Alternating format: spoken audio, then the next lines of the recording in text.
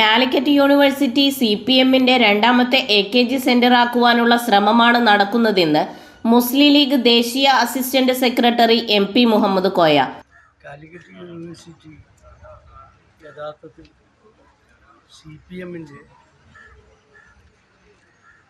ഒരു second AKG centre ആക്കാനുള്ള ശ്രമത്തിലാണ് യൂണിവേഴ്സിറ്റി അധികാരികളും യൂണിവേഴ്സിറ്റിയിലെ അതിർത്തിയിലെ പോലീസ് സ്റ്റേഷനുമൊക്കെ. CPM എല്ലാ കാലത്തും ഭരണമുള്ള കാലത്തൊക്കെ ഇത്തരത്തിലുള്ള മോശമായ രീതിയിലുള്ള ജനാധിപത്യത്തെ കശാപ്പ് ചെയ്യുന്ന രീതിയിലുള്ള പ്രവർത്തനങ്ങളുമായി സ്ഥിരമായി മുന്നോട്ട് പോകാറുള്ളതാണ്. ഏതൊക്കെ കാലത്ത് CPM അധികാരത്തിൽ വന്നിട്ടുണ്ടോ അന്നൊക്കെ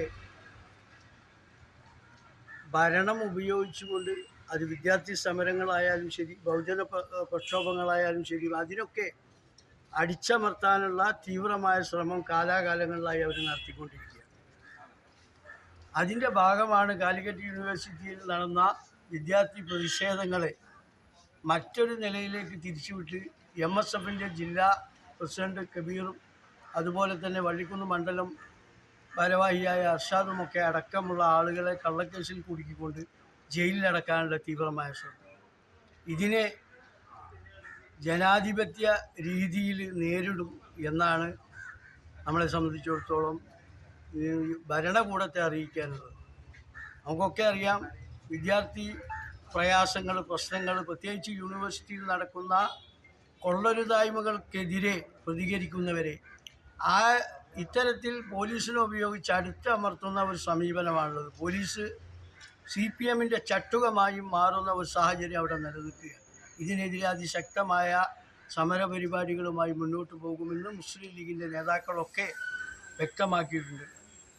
സംസ്ഥാന ജനറൽ സെക്രട്ടറി പ്രിയങ്കരനായ PMA സലാം സാഹിബും അതുപോലെ തന്നെ ജില്ലാ ജനറൽ സെക്രട്ടറി ഹമീദ് സാഹിബ് MLAയും ഒക്കെ വ്യക്തമാക്കിയതുപോലെ ഒരു വലിയ ജനകീയ പ്രക്ഷോഭത്തെ നേരിടേണ്ടി വരും ജില്ലയിലെ ഭരണകൂടം എന്നാണ് ഞങ്ങൾക്ക് സൂചിപ്പിക്കാനുള്ളത്.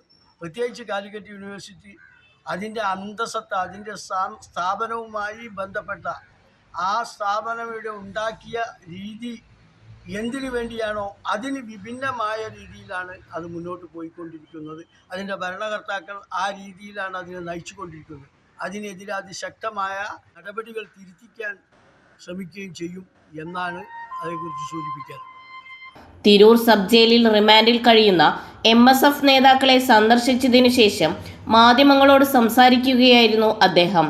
വെസ്റ്റ് ബംഗാൾ മുസ്ലിം ലീഗ് പ്രസിഡന്റ് അബിൽ ഹുസൈൻ മുല്ലയും മറ്റ് യൂത്ത് ലീഗ് നേതാക്കന്മാരും അദ്ദേഹത്തോടൊപ്പം ഉണ്ടായിരുന്നു. ന്യൂസ് 99 തിരൂർ.